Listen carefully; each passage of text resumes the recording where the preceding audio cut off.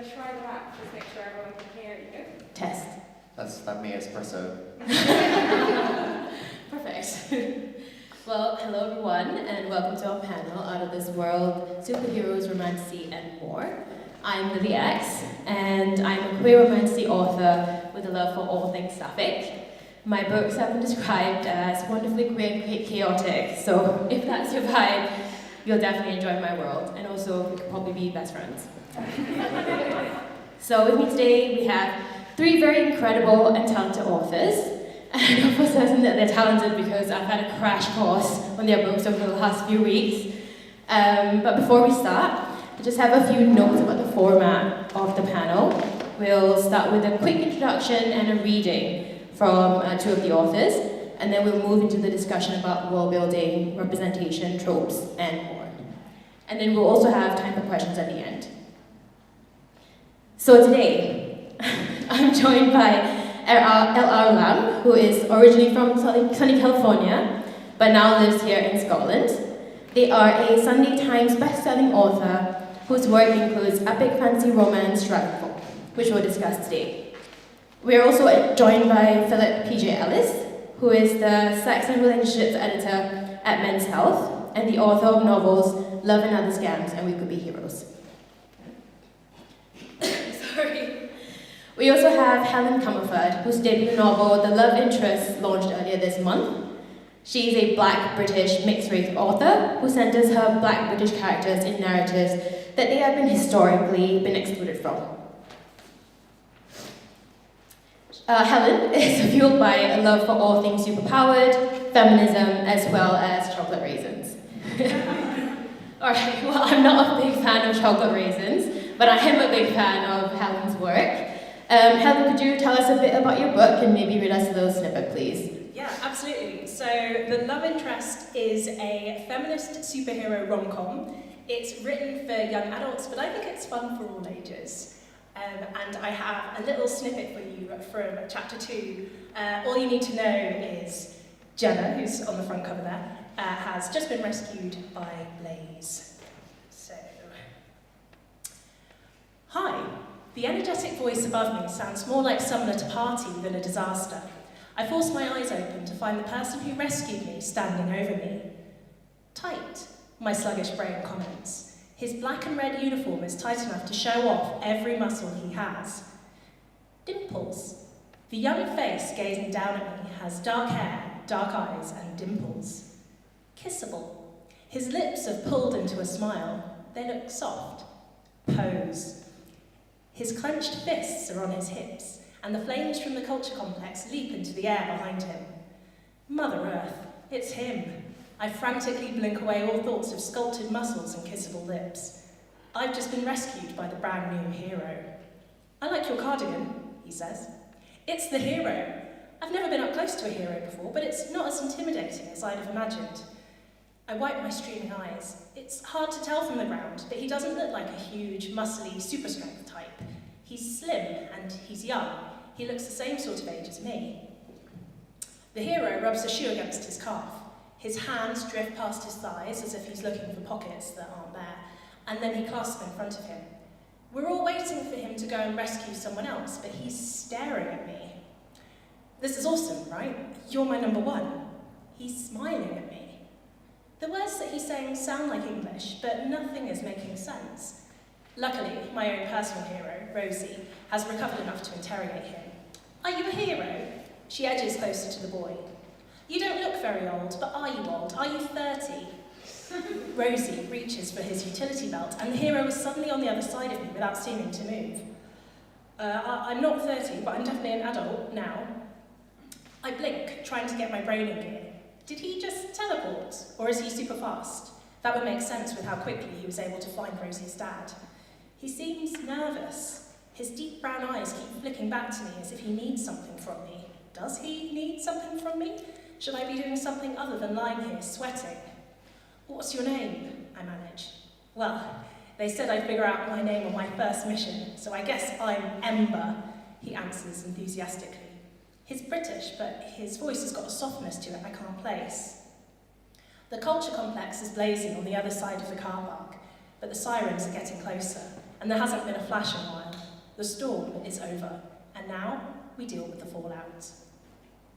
Thank you so much, Helen. So, for those of us who have not read the book, how would you describe the book in 1 or 2 sentences?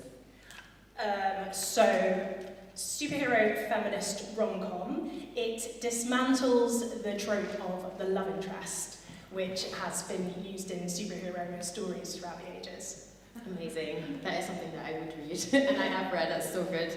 Now we move on to a world that's very much like ours, with superheroes limited to the big screen. So PJ, for readers who are unfamiliar with your new novel, how would you entice them to read it? So We Could Be Heroes is about Patrick Lake, who is a closeted actor. He plays a superhero on the big screen called Captain Kismet in an enormous, unstoppable franchise. He is here in the UK filming a new sequel, and while out with his castmates, he runs into a drag queen who is called Will. His alter ego is Grace Anatomy. And these two men, who each have their own secret identities and double lives, they keep crossing paths, and eventually sparks fly. Amazing. Would you like to read a little snippet as well? Yes, so this is less fantastical for a Romantasy panel, but I think there's still a bit of magic there. Oh, but it's still magical, yeah. So this is chapter 2, it's backstage at the drag club. Will Wright was halfway through transforming into a woman when his sister called. Upstairs at the village inn, the area designated for the drag queen's toilette was a former utility cupboard that had been colonised by the bar's coterie of performers. Dressing tables and vanity mirrors had been installed against one wall, but metal filing cabinets and mouldering cardboard boxes still lined the opposite side, and its occupants wasted no time in enforcing a pecking order. Spots at the high table, as the queens had dubbed the well-lit vanity, were intensely coveted. According to local law, those chairs were reserved for the more seasoned artistes, although, more often than not, they were claimed by whoever got there first on a Friday night. 3 drag queens were sitting there now like Macbeth's witches, titivating between sips of gin and tonic. Faye Runaway, Gaia Gender, and Raina Shine. Tammy, the MC for the evening, was already downstairs DJing, and Julie Madly Deeply wasn't due to join them until after midnight. Will, who was both the new girl and incapable of showing up on time, had no chance of a seat at the high table tonight, or even a proper mirror. As a result, he was sitting cross-legged on the floor, applying his makeup, while peering down at the front-facing camera of his phone. When Will first began experimenting with drag, doing amateurish clown-like makeup in his bedroom during lockdown, he daydreamed about being invited behind the curtain at a real club. He imagined gossiping with the other queens in the dressing room, sharing stories and lipstick. Admittedly, the reality was markedly less backstage at the Hippodrome and more like they were putting on a particularly baroque school play. Faye, at least, had welcomed Will with open arms. He was the latest in a long line of fledglings to be taken under her sequined wing, but she had more to offer by way of advice than she did tutelage, and deadheaded his ingenue-like expectations with a French-tipped talent. Most of these novices you see on Instagram wouldn't even make a half-decent chorus girl, she said. Beat nearly done, Will swore under his breath as his own image vanished from the screen, replaced by his sister's name. He answered the call, dusting foundation from the surface of his phone at the same time, before opening the camera again. Thief, Margaret declared. I'm not, Will said. This was not a video call, and so Margaret couldn't see the oversized white blouse he was wearing, purloined from her wardrobe on his last visit, and tied into a cute little knot at the waist. I'm going out with the girls tonight, Margaret admonished, and I was going to wear that top. You are so annoying. The girls consisted of Claire and Fiona, women Margaret had known since school, and who had become very fond of peppering Will with all kinds of questions since they got hip to Drag Race UK. Do you tuck? Fiona had asked him last Christmas. Are you a look queen or a comedy queen? When are you going to go on RuPaul? You should wear that top from Reese, Will told Margot. It's smarter. That top is brand new, she accused. How do you know about it? Brotherly intuition. He and his sister had been sharing clothes since their late teens, when their wardrobes had consisted solely of oversized hoodies and band t-shirts. As the years went on, they discovered that Will's taste and Margot's income were a match made in heaven, and every quarter or so, without fail, Margot would show up at Will's flat unannounced with a tote bag and a scowl, demanding her stuff back. It was all very 12th night.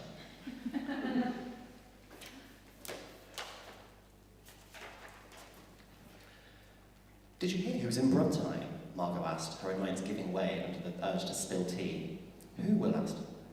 Patrick Lake. Will froze, lipstick tube held in air. Are you serious? I thought that was just a rumour. A bunch of people saw him on Broad Street. It's been all over Instagram today. I'm so over social media, said with superior air, and I've been busy. This was not a lie exactly. Between his 2 part-time jobs, drag queen and bookseller, Will certainly was busy, and he deleted Instagram and TikTok from his phone a week ago in a bid to improve his mental health, reasoning that any events of significance would make their way to him via WhatsApp, or if he got bored enough, a newspaper. Mainly, though, he was trying to avoid crossing timelines with his latest ex-boyfriend, Rye. It's so surreal, he said, to think of a big celeb just wandering around Birmingham. I know, right, said Margaret. Can't you just picture him popping into the Oasis market to pick up a bong and get something pierced? Oh yeah, he said, and then, popping into Snobs for a walk, alcohol and an STI? Snobs is straight culture, announced a self-important voice from behind Will. He looked around and saw Jordan entering the dressing room, a full drinks tray in hand. Jordan was one of life's main characters, fond of entering rooms with a grand proclamation, pausing in the doorway to give everybody time to take in his words and his outfit. Tonight he wore a fitted tank top, high-waisted jeans and a pair of platform heels, all the better to tower imperiously over the twinks who reported to him downstairs. Jordan ostensibly held the title of bar manager of the village, but in all their years of friendship, the only thing Will had ever witnessed him manage was to make an entire hen party cry. He didn't so much run the place as hold court, like a viceroy or a governor. Jordan Thomas believed his own hype to the point of egomania, which Will blamed on him having 2 first names. He also happened to be Will's best friend in the entire world.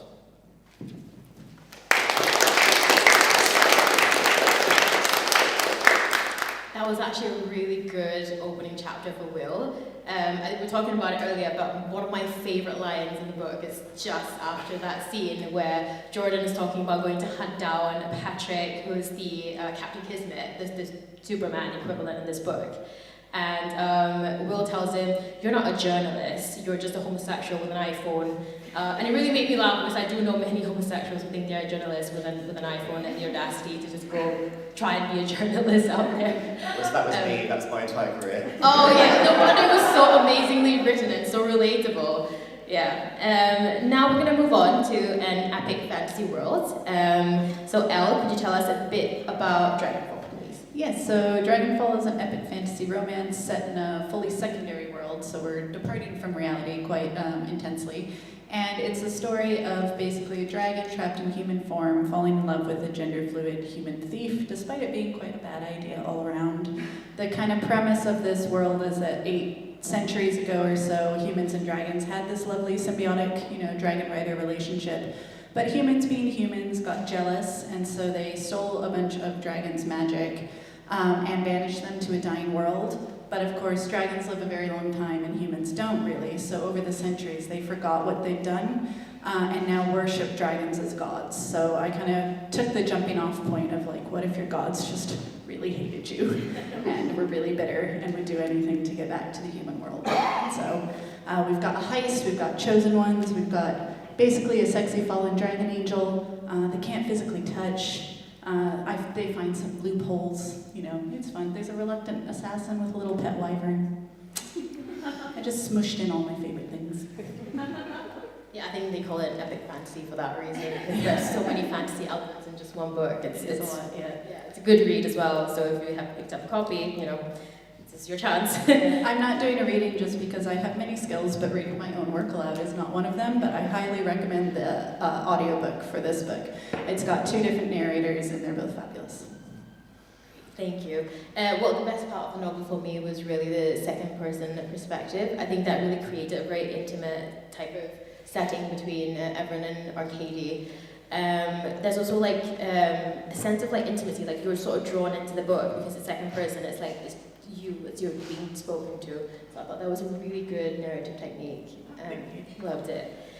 So also one thing in common for all 3 books is a different kind of world building involved to make superheroes believable in our myths, dragons, and as well as just a celebrity, just to meet a celebrity and having a proper love affair. I think that takes a bit of a suspension of disbelief, I suppose. Yeah.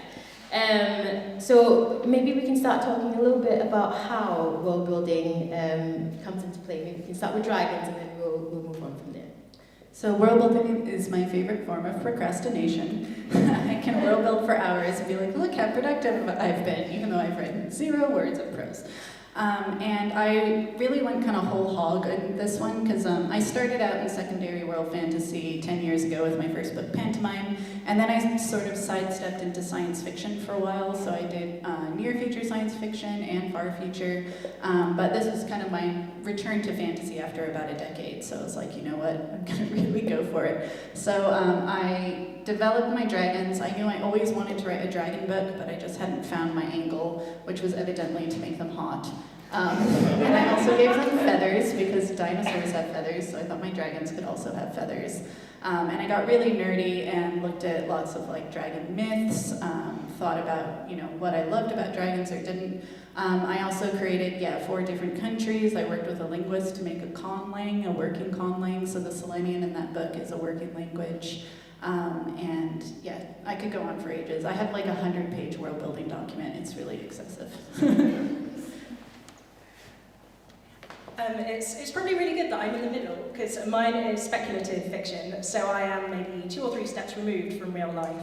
So I had the freedom to take what I wanted from our world and enhance it to make my story more dramatic. So because the love interest is a feminist railing against the love interest trope, I beefed up the patriarchy.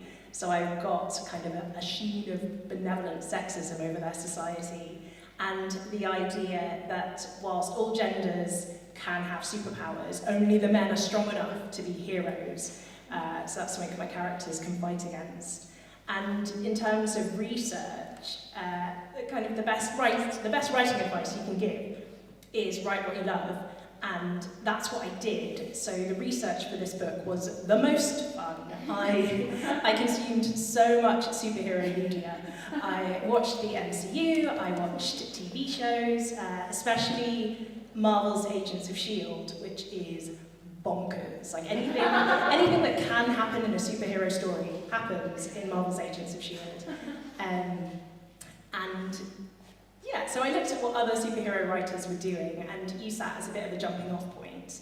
I decided that I would go kind of X-Men and have my people be evolved, like humans have evolved to have powers, and then followed that through and decided it's not just the humans that have evolved, the whole planet's going to have evolved, and I have this force called the Ev, which gets into humans, and it supercharges the weather, and it also gets into everyday animals like pigeons and gives them electric blue eyes and makes them psychotic and super strong, which was really fun to do. Sorry, I just want to add there. Was it Jenna's sister who says, I don't know how anyone with a cervix could listen to that patriarchal ball bag? I think that's so funny. And that was the original, was it King Ron? Who's that she was referring to? So that's like the original like boomer Superman figure who became the sort of terrible patriarchal figure, and that's why Megan was talking about him like that. And so the whole book is filled with like really interesting quotable lines and very relatable lines like that. I really loved it. So very, very similarly, lots and lots of superhero films. I did not watch Agents of S.H.I.E.L.D., although it is a very fun, mad show. Read a lot of comics, because like in We Could Be Heroes, it's set in our world, but then there's a sort of story within a story where we get glimpses of the movie that they're making and the script, and we go back in time and we see the creation of that superhero in the 1940s. So I read a lot of kind of old pulpy stories from that time. Also like iconic sci-fi like Princess of Mars. But then also the parts that were really fun were building out the world of our main characters. So we've got the world of what's it like to be on a film set and be surrounded by incredibly famous, spoiled film stars who are just bored and trying to fill their day. And then the world of the queer scene and the drag club, and I was trying to make those feel as rich and detailed and immersive as any other kind of fantasy setting. Okay, so we'll stay with you now, PJ. One of your main characters, Will, is a drag queen / bookseller, which is a dream job. Like, I mean, that is amazing. And we meet him in drag as Grey's Anatomy. And I was wondering how you tackled sort of gender expression, gender representation in your book. Yeah, so we've got kind of polar opposites in Will and Patrick. So Patrick is, just in himself, he's this white, muscular, blonde, kind of strapping, all-American stereotype, and then he plays this Superman figure that gets all of these kind of masculine ideals projected onto him, even though Patrick himself is kind of dealing with stuff beneath the surface. And then on the other end of it, we've got Will, who has kind of found his strength and power by going the other way and embracing the feminine. Whether that's through his drag alter ego and his performance, or just in his everyday life. Will and his best friend Jordan are very femme, they're very camp, and they have just a huge amount of fun with that. And so it was kind of fun to kind of pair up two characters who are coming completely from opposite ends of their gender presentation. And then we've got all characters throughout the story who kind of fall elsewhere on that spectrum as well. There's a non-binary character, we've got bisexual characters. Trans characters, because that's just the world that these characters live in, and it's the world that we live in. Yeah, and I think rather than ticking off a list of like representation, this really reflects the world that we live in now, and I think that's the best part of the books, because you could probably just go to your local drag show and you can see all these characters in play, like in real life, and I think that's really authentic, and I love that about the book as well. Thank you. Yeah, I think sometimes you can kind of over-intellectualize when you're writing. You're like, okay, well, I want to address this issue, or I want to have a character that embodies this identity, and then you realise that you've just written like a Twitter thread about gender politics and queer issues, and it's not particularly fun to read. So I had to keep reminding myself, like, it's a rom-com, it's funny. Just have these characters feel as real as possible. Yeah, even though it's a rom-com, like whatever you write is analysed by the audience anyway, so they would have their own version of it in their head. Like politics it's everywhere, you can't really avoid it. But this was a brilliant portrayal of different kind of gender identities. Yeah. Helen, so we're going to talk about gender roles. Gender A obviously absolutely refuses to be Lois Lane to her Superman. Could you tell me a bit about the process, like behind how gender roles were tackled in the book? Sure, yeah. Gender roles inspired the whole book. It's kind of a reaction against every underdeveloped love interest in every superhero story who is just there to be saved and then be kissed by the hero before the credits roll. And Jenna looks at this, and in their world there's been a history of love interests. King Ron, who Lily mentioned, had a love interest who tragically died when she was young and beautiful. And Jenna kind of looks at this history and the women who are threatened and kidnapped, just as part and killed as part of the hero story, and she runs as fast as she can in the other direction, kind of says that this is not for me. I think that's really admirable, especially with all the pressure being the first. So Jenna is actually the first save of this new superhero called Blaze. And because of that, they're sort of pressured to be together by social media, and I think fighting that as well is a huge part of Jenna's character. It really shows, she really shines there. Yeah, and I really wanted to make the media like a big part of the book, because I feel like women are under so much pressure from society and the media to be in relationships, and it pushes people into relationships that maybe they shouldn't be in. So it was really nice to write a character who is like, no, I'm determining my own fate. Yeah, and she definitely does that. She definitely does, yeah. So Dragonfall has its own gender representation system. Yeah, maybe you could talk to us a little bit about that. And also, if you know how to do the science. No, people keep asking me, but like ASL doesn't tend to have gendered pronouns, which is really interesting. So, so I'm afraid to like make up signs in case it actually means something else actually in either British Sign Language or American Sign Language. So at some point I'm hoping maybe like someone who is fluent in sign language could maybe make up some. So if anyone is, that's like an open invitation. So yeah, basically Dragonfall is set in not only a queer norm world, but a queer celebratory world. So Locke in particular, which is the main country, that we see in the book. It's considered a little bit rude to just assume a stranger's gender, no matter how they present, so you tend to default to they, them. And then once you get to know someone, like as you're talking to them, it's really common because most people you have at least a basic understanding of sign language, which is called trade, and you just sort of flash your pronouns, which could be he, she, they, or any, and it doesn't even usually break the flow of conversation. So in addition to just like sharing a bit about yourself and who you are, it's also a sign of like, we are no longer strangers. This is we can go to the next stage of informality.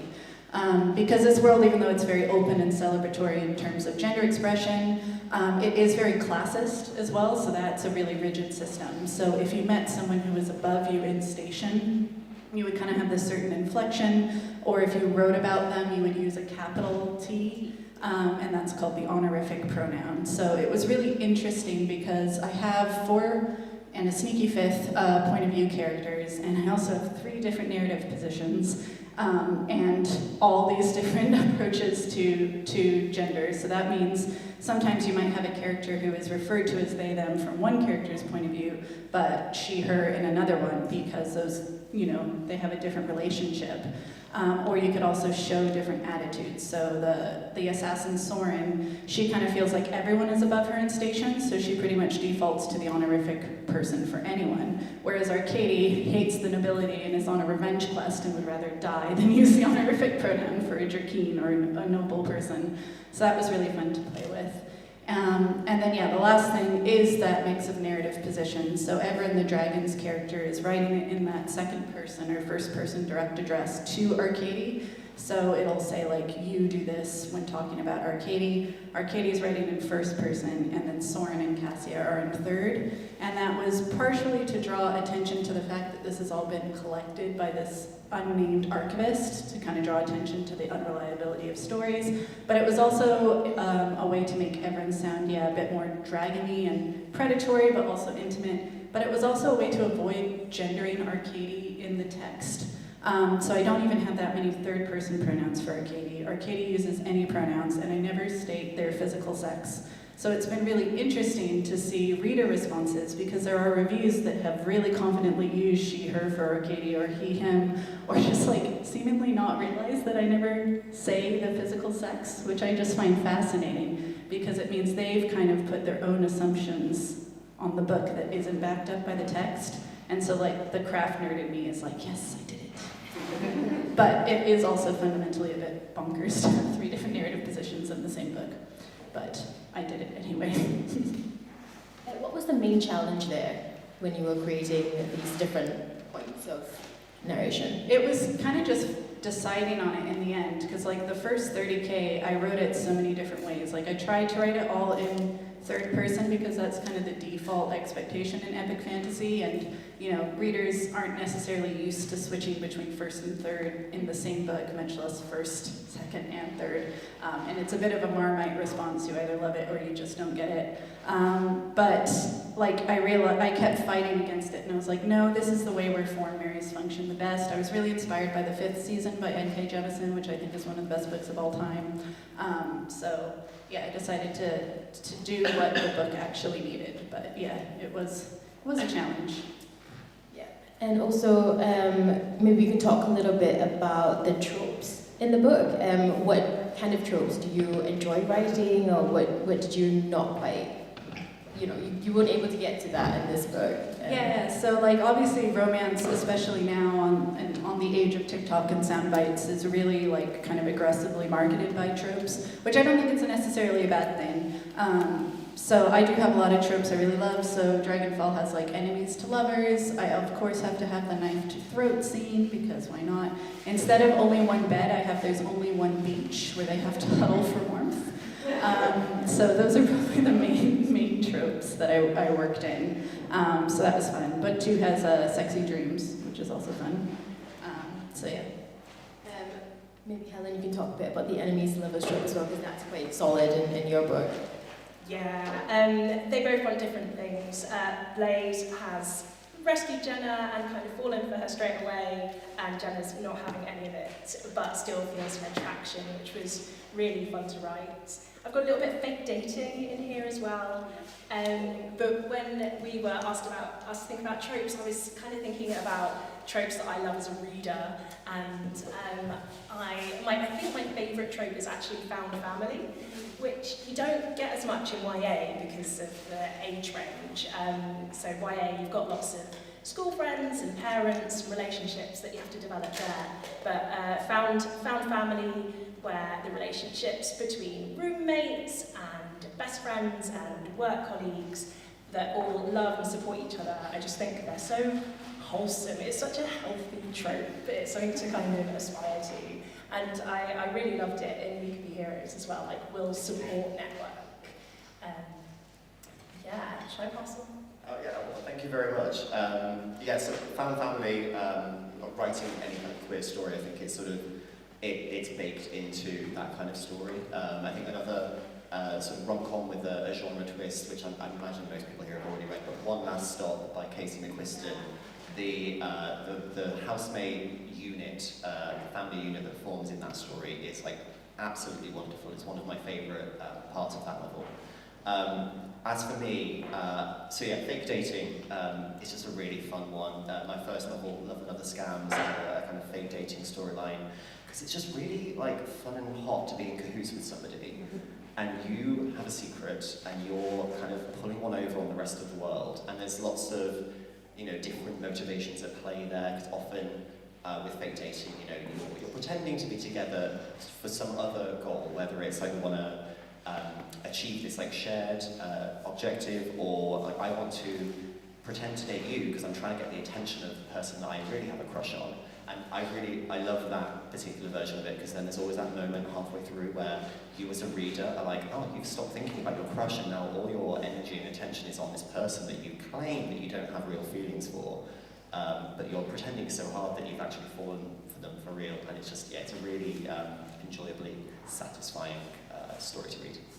Yeah, I think with found families as well, the sort of the cloister of like drag queens getting ready together, I think that is another one where we get like a quick sneak peek into that life, where it's like they're not all friends, like there's a lot of bitching going on as well, and you can easily see it's kind of like a loving kind of bitching. I think that kind of the vibe is like very much found families there as well, like when they come together and to get ready. Yeah, like I think anyone who identifies as being in, you know, the LGBTQ community, like, we're not all friends, and we're not all going to get on because we're not a monolith. We all have different lived experiences. We all view the world a different way. But it's when, and so in the story, there's a subplot about drag queens coming under attack from kind of right-wing protesters, because that's just the thing that happens.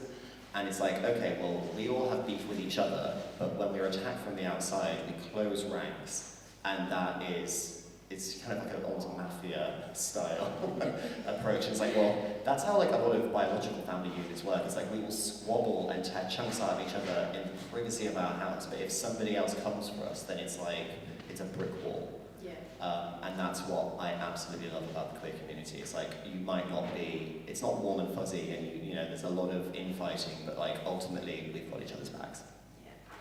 So we've talked a little bit about what kind of genres you write in, but what kind of genres do you like to read? Any particular tropes, any particular genres? So I read incredibly widely. I obviously love reading romance. This was sort of, I pitched this to my agent and my editor as The Seven Husbands of Evelyn Hugo meets Red, White and Royal Blue, just because they're great. Why wouldn't I want to be kind of putting my name next to them? I've been, Taylor Jenkins Reid-pilled quite recently. I was like, yeah, she's actually quite good. I think the entire internet might be onto something. But yeah, I love romance, I love fantasy, I love science fiction. I'm currently reading The Darkness Outside Us by Ellis, which like gays in space. But yeah, like I always just been like anything and everything. I love reading all kinds of stories. I love writing all different kinds of stories. What about you, Al? Other than writing epic fantasies, what kind of stuff do you enjoy reading? Is it lighter stuff or? Yeah, I like to read quite widely as well and write quite widely. Like, I think I've collected all the various subgenres, like Pokemon. So at the moment I'm listening to an audiobook in Ascension by Martin McGuinness, which is literary science fiction. I recently tore through Divine Rivals, which was so fun. It was kind of similar to Taylor Jenkins where like it's everywhere and you're like, well, I like it, and I finally picked it up and it lived up to the hype for me. And yeah, I'll read historical fiction, fantasy. Like, I don't think there's any genre I really shy away from. I've gotten more into horror. So everything. How about you, Helen? Do you foresee any new kind of trends in the romance genre? I reckon like Romantasy has exploded, and there's probably a market for more plot-driven, plot-heavy romances. And I wonder if the other genres are going to kind of jump on it and really lean into the romance aspect of them. I was reading The Principle of Moments, Jakini Pearson, and that is sci-fi meets romance. And then also YA, Apocalypse Cow, which is queer horror romance. And I think everyone is we all want a little bit of escapism with whatever we're doing. So I think pairing love with the other genres, I think would probably happen more and more. I agree. And your next book, which is the sequel to The Love Interest that you're working on, maybe you could tell us a little bit more about that. And you said earlier you wanted to keep the same vibe. So how are we going to do that? Yeah, it's kind of tricky. So it's second book syndrome fully. This is my debut. And book 2, the sequel, it's bigger, which I think most sequels do, and it's got more battles, and it's got more powers, and it's got more stakes, but I really want to keep the lightness and the humour, and the romance as well. Yeah. Well, that'll be interesting, because then it won't be like a first-time kind of romance. It would be how are these two, what in the spotlight, keeping the romance alive. Yeah, absolutely. Yeah. And as a romance writer, they can't just be together, because that's really boring. Like, you've got to keep the stakes. You've got to keep everyone questioning if their relationship is going to work. So yeah, I've been grappling with that. Well, I'm looking forward to reading it. This will be out next year? Next year, yeah. Nice, very nice. Yeah, PJ, what kind of trends are you looking forward to, or what kind of trends are you seeing right now? Exactly what Helen said. I think we're just seeing more blurred lines between genres. Romance is being kind of imbued with, fantasy, science fiction, horror. And I love that, because I think like genre definitions are so arbitrary anyway. Ultimately we all just want to be told a great story. And something I think I can see it happening like a little bit now, and I really hope it kind of carries on, is just like the kind of stories that are being told within romance are getting much more inclusive. I think within like the last couple of weeks, a rom-com came out called Triple Sec by TJ Alexander, which is a throuple rom-com. And I'm like, that is brilliant. Like, how do you take all the tropes and expectations and conventions of the romance genre, but there's 3 main characters, and it's not a pairing, there's just so much more tension to play with there, so many different points of view. And yeah, I love the idea that like poly romance can blow up and just, build more identities and more lived experiences into these stories, because romance is such a broad palette. Like, let's just bring in just more and more stuff and just make it more interesting. I think like one of the criticisms, and it's a lazy criticism of romance, is that it's boring or that it's predictable. And I think that there's so many ways to make these stories less predictable and to keep them really fresh and vibrant, and it's a really amazing genre to be working in. Yeah, the only predictability that I really love in romance is the happily ever after. Like, I don't care how we get there, as long as there's a happily ever after, I'm going to read it. But I suppose this will also be a shameless self-plug. I really enjoy poly romances, and I do have one in my 7-star series, so if that's your thing, check it out. So Elle, let's go back to you. What kind of projects are you currently working on? I realise that the Dragonfall is a duology. Would you like to? Yeah, so I'm currently finishing up the sequel, which is Emberclaw. And so the first book is sort of like a magical heist book, basically. And the sequel is basically university trials and my commentary on academia, which was fun. It was a very difficult second book syndrome as well, even though it's not the second book I've published. There are many threads to kind of bring from book one and put into book two, and kind of realizing that a direct sequel after this may not be the right choice. I may take a pause and come back to it later after a time skip. But I've really enjoyed following up on it. And it's interesting too with Romantasy across several series, right? Because book one of this one doesn't have clear happily ever after yet, but it's setting up that obviously the overall series will, because otherwise I have broken the number one rule of the genre and we can't have that. So yeah, it's been interesting to play with it and to be able to bring in more about the world and learn more about the magic as well, because there's quite a complicated magic system and I didn't have the space to get into it too much in book one. So yeah, I'm excited for it to get out there and find its readers. Helen, so I'm going to ask you a little bit about your debut author experience.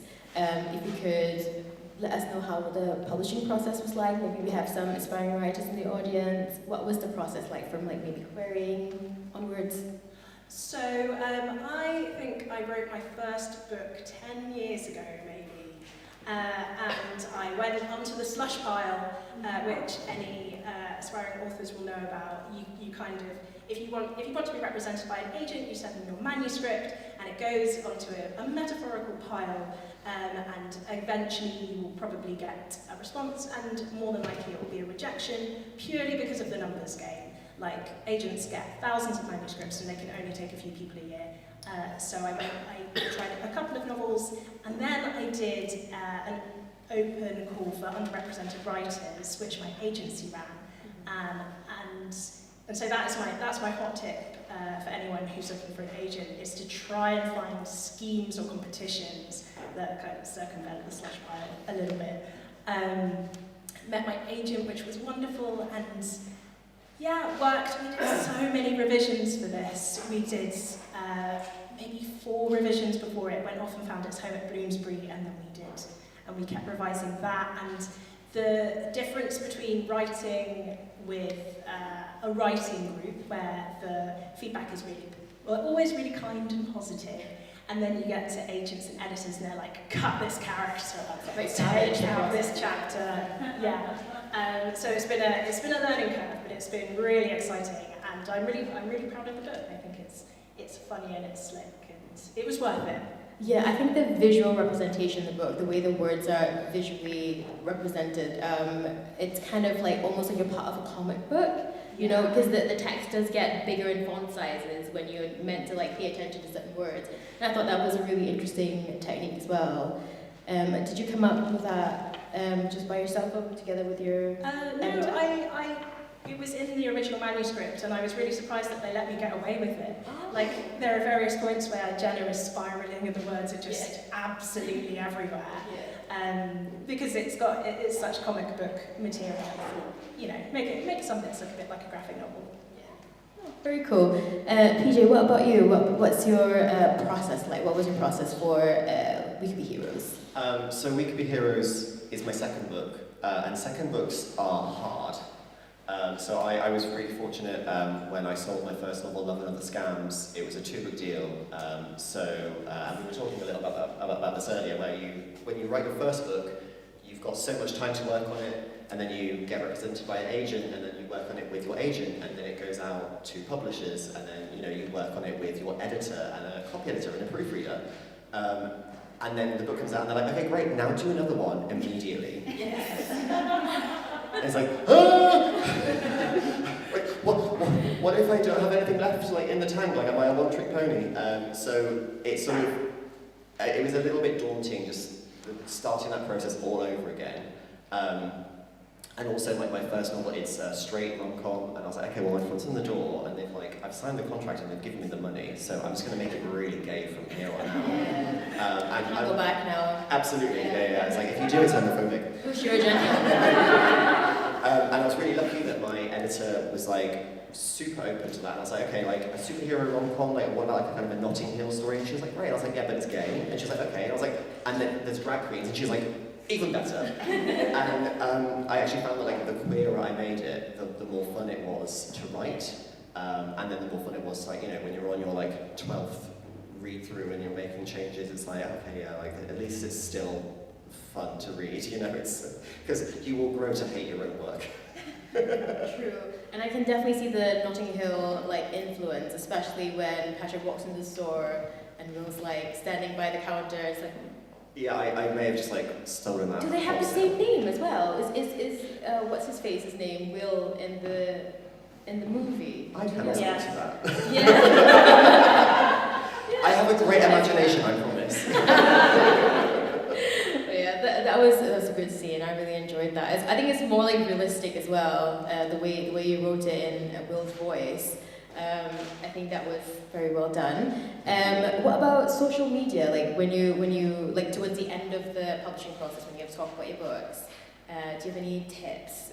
Well, for me as well, really. So, as Elle mentioned, obviously TikTok is a big deal. I am 36, so every time I make a TikTok, a part of my soul dies, because it's just like, hello, fellow kids. Have you heard about books? But I think just like there's an audience out there for every book, and I guess, like, just talk about it. And people, like, the book loving communities on, you know, Instagram and TikTok are so passionate and so voracious. Like, they want to find stuff that they are going to connect with, and so they're kind of doing half the job for you. And it's just sort of, yeah, like, singing about it as much as possible, and if that means, you know, sort of creating content where you're listing, just, like, very cynically, the tropes involved, like, if that means that people are going to be like, okay, like, I love this, so I'm going to give it a try, and then they like it and they recommend it to a friend. It's sort of, authors online can't really sell their books, like, unless you are, you know, a Colleen Hoover, you know, I'm sure if she tweets that she's got a book coming out, it instantly, you know, blows up, but it's really about word-of-mouth recommendations among readers, and so it's just trying to, I guess, connect with readers and get it into their hands, and then it's completely up to them. Yeah, I'm a really huge fan of CapCut templates. They're so cringy, but they actually work. So if anyone out there, you know, needs some ideas for TikTok, CapCut templates are pretty good. Also, like, maybe I'll talk, like, 2 minutes about my experience of publishing. So I have a series called the New World series, and that was purchased wholesale by Carina Press. It was a 5-book deal, and it was just because I had it all written already. So most of the time when you're like, pitching to either agents or editors, it would be easier to tell them, like, this is the first, like, 10,000 words, but I have, like, X amount written, and that would be, most of the time they would probably reach out to you saying, we are looking for done deals. So if you have more than one written, or more than one planned, that would be considered, like, it's a good thing, yeah. Okay, maybe we go back to Elle. We can talk to us a little bit about your experience, because the epic fantasies are a hard sell sometimes. They are, yeah. But, so I'm also, like, an old hand at this, I guess. My first book came out in 2013, so I've been around the block for a minute, and I've had pretty much every plot twist publishing could throw at me has been thrown. But I am proud that, you know, I've managed to stay in print. I've managed to sell 12 books under contract, with 9 out so far. And yeah, I've had great successes, I've had flops, you know, I've had it all. Small book deals, big book deals. So the only thing you really can kind of control is the writing, and to try and, yeah, enjoy the writing. And it's all, the only thing you can control, like, you know, social media, you can't really move the needle yourself most of the time. Sometimes you get really lucky, but that's kind of like winning the lottery as well. So I hired a 25-year-old who helps me make some videos. She has an animation degree. She's one of my friends. I was just like, have fun. So, like, the really beautiful, like, character videos and stuff that are on my Instagram, I did not make those. but my lovely friend Katie did. But of course, like, you know, I'm privileged that I'm able to do that. Do I think like that money is necessarily resulting in enough sales to offset the investment? Probably not, but I feel like I'm doing my bit, helping out a friend, and like it's an enjoyable experience. We kind of like hang out and film content together and stuff, so it's a net positive. But yeah, like you know, Dragonfall is about to come out in paperback. I actually haven't seen the paperback, so like I haven't like I saw it as I came in and I was like, oh, I haven't touched it yet. I was like, ooh, paperback. So yeah, this is coming out officially on the 25th, and in the US it has a Barnes & Noble exclusive edition, which is very exciting with like red sprayed edges. But that one decision is like selling that book so much more than like any bajillion TikToks I could make, you know, and I had nothing to do with it getting an exclusive edition. So, you know, it is the publisher who can kind of change the needle along with luck and happenstance and word of mouth, I think, as well. And you can't really make that happen. You can kind of try and get the word out and then hope for the best. But really all you can do is write the next book. All right, before we open up questions to the audience, I was wondering if you have any like one-liners you'd like to share from the book. PJ, do you have the... Yeah, so I guess I would just read the first line. Yeah. Patrick Lake glanced sideways at his stunt double and thought, I'd do me. That was excellent. That was like immediate, you know, the vibe of the book. I might go opening lines as well, if that's all right. One day soon, my town will need a hero. So it was written by the diviner in the 19th century, and so it was also written by most of the shops in Nine Trees who have used the prophecy to decorate tea towels. Yeah, so I'll do the first line of the first chapter and the last line of the first chapter. So the first line is about, the first chapter is the dragon stealing a prophecy and then falling to earth. So it does what it says on the tin, like dragon fall down, dragon goes flat. He's just mad. I will share how I fell, but first I must tell you what it is like to fly. And then the last line was, for that human was of course you, and this is our story, our Katie. I love it. Really feel like you're part of the romance. Yeah, it's one of my favorite lines. Like, and that stayed the same in all the various drafts. Once I settled on second person. Brilliant. Yeah, once I was like, yes, I have to go weird. Here we go. All right, so now we're opening up questions to the audience. Do you have anything you'd like to ask the authors? Now is your chance. We've got a couple online. Oh, online, yeah. Really shy, Mhm. and then stick your hands up. One is from Shala, who says, do any of you have pet peeves from romance writers? I do. Yeah. I think my pet peeve is when you've got your lead character and then there is the other one, like the girlfriend of the lead man who is awful. All right, so it's okay that the lead man and the lead in the story get together. And I just think it's really unrealistic because people are in relationships and there doesn't always have to be a villain. Like, this poor woman always gets victimized. And Emily Henry has released a book, Book Lovers, where the main character of that is like the other woman, the girlfriend that gets dumped. So the guy can go off with the homely bookstore owner or similar.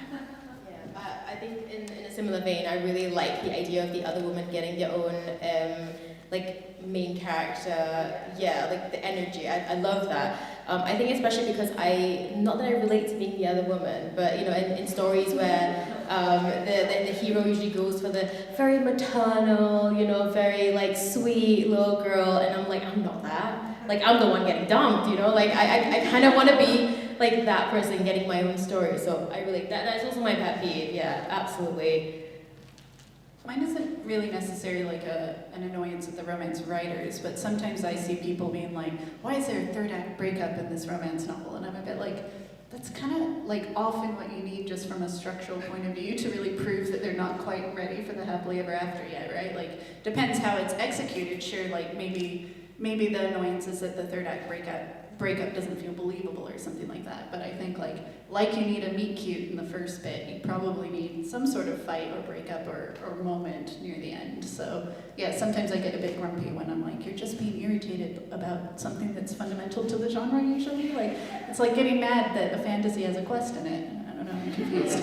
Yeah, also now I realize that we love trigger warnings at the start of the book, but the trigger warnings are getting very interesting. Like a lot of people say that I need to put third act breakup as a trigger warning. I'm like, is that a trigger? Is that really? I mean, I think it's like part of a lot of books. But yeah, so I think I agree with that. It's a bit of a pet peeve. Like you don't have to declare everything before you start a book. Some things are okay as a surprise.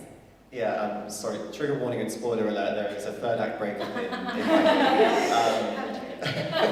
But yeah, you need to make the ending feel earned and to kind of prove that these people do belong together, and a great way to do that is like split them up and just see who are they now that they're on their own, now that they've been with this other person. I think my peeve is probably supporting characters who are just like paper thin, I think cliches or stereotypes.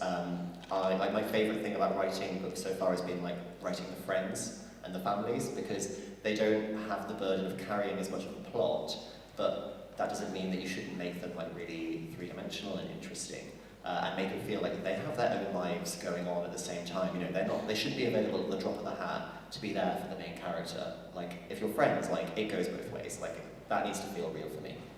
And the familiarity as well really draws you in and makes you feel like you're part of the family. I think that was really good, especially with the sister, Will and his sister in this book. Yeah, with the free sushi. I was like, yeah, that would be me. Who needs a movie star boyfriend when you've got a sister who will buy you sushi? Yeah, exactly. Do we have more? There's another one online, but is there one? Yeah, there's one on the back. I feel I'm a little bit late, so sorry if you covered this already, but what kind of environment do you like to create to writing? Do you have certain rituals and things certain drinks that you must have, or certain conditions to help the creative juices? I start out with the best of intentions, and I have a really tidy desk, and I light a candle, and I have a cup of coffee, and I have my laptop, and I have my notebook, and then very often what happens is nothing. So then it's like, okay, I will be doing my day job, and then actually that's when something comes into my head. And so like a lot of my book is just written in voice notes and like memos to myself on like my notes app, and just like scribbled pieces of paper that I find in the bottom of tote bags. And if you do enough of those, then you end up with a book. My dog is key to the process. So if I start the day with a dog walk and get some fresh air and start thinking about the problems I need to solve in my book, things generally go better. And then having my little staffy just like snoring next to me as I'm typing away it helps. It helps, makes me more calm and centered. So I am very good at like doing other things than writing, being like, oh look, I'm answering my emails, I'm doing, all these other things that feel productive but still aren't ultimately the work. And it's something I did a lot before the pandemic, which was going to cafes to write, and then pandemic happened and I was like, oh no, my rituals. So I've now gone back to my rituals. So I have a cafe near my house I go to every morning. It opens at 7, I don't actually get there for 7. And it has no Wi-Fi, and I physically leave my phone at home. So no one can distract me or reach me unless they are physically in the cafe and come say hi to me.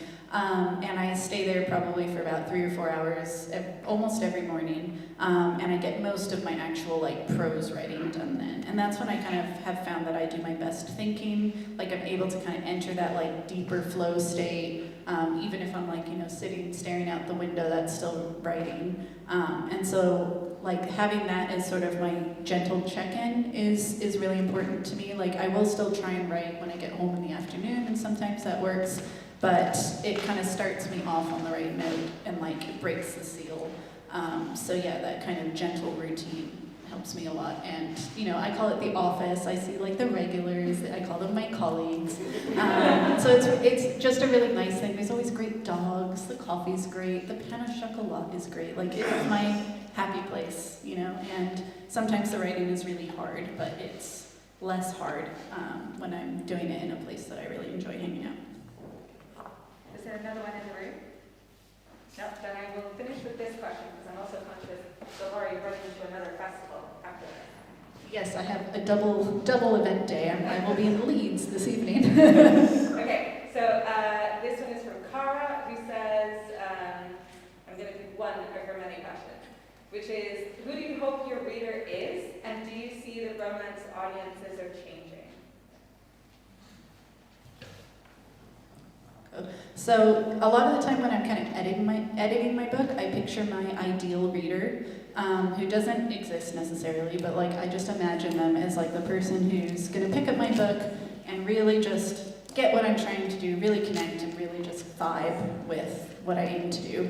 And so for that one, for Dragonfall, it's someone who really wants, queer normativity in a world, who doesn't mind a little bit of craft experimentation, who's really into dragons getting along with humans, I guess. So maybe that's you. So I actually wrote the love interest for my 15-year-old self, who really needed to read a book about a mixed-race girl going on an adventure, being empowered, making strong choices, and just being generally excellent. And hopefully it's for anyone who believes that they are a hero. That's quite cheesy, but I think the main theme of the book is that we're all heroes. That's lovely. I dedicated We Could Be Heroes to my ideal reader. It says, I don't know if you can read it, for the gays. But it's great for everyone else. And to answer the second part of that question, I do think that the romance audience is growing, because I think more and more people just want that escapism, and as we've already said, they want a story where they know there's going to be a happy ending. And also, like, it's just a great genre, because if you're writing about human relationships, that's everything. You can write about anything that's going on in the world through that prism. And so there's a million different ways to hook a reader in, whether it's like, it's romance but it has dragons, it's romance it has superheroes, it's romance but it's queer, or it's got a protagonist who looks like you. And so I think it's just like a really great time to be a romance writer. I was like, oh yeah, I also dedicated mine to my ideal reader. So yeah, my dedication was for Robin Hobb and all the other fantasy authors whose books I gobbled up. Thank you for creating the world. Thank you for creating worlds that felt like home. I hope this world does the same for someone else. Do we have any other questions? Last questions? No? All right, well, I think we'll end this session here. Thank you so much to our authors for coming out today and for reading some books. Thank you so much. You can follow them on Insta and TikTok. That would be really fun for them, since we're talking a bit about advertising today. I feel like my word of mouth videos get seen, yeah. Yeah, amazing. Thank you so much for coming out today as well, for your attention, and we'll see you, hopefully, buy the books. Come say hi.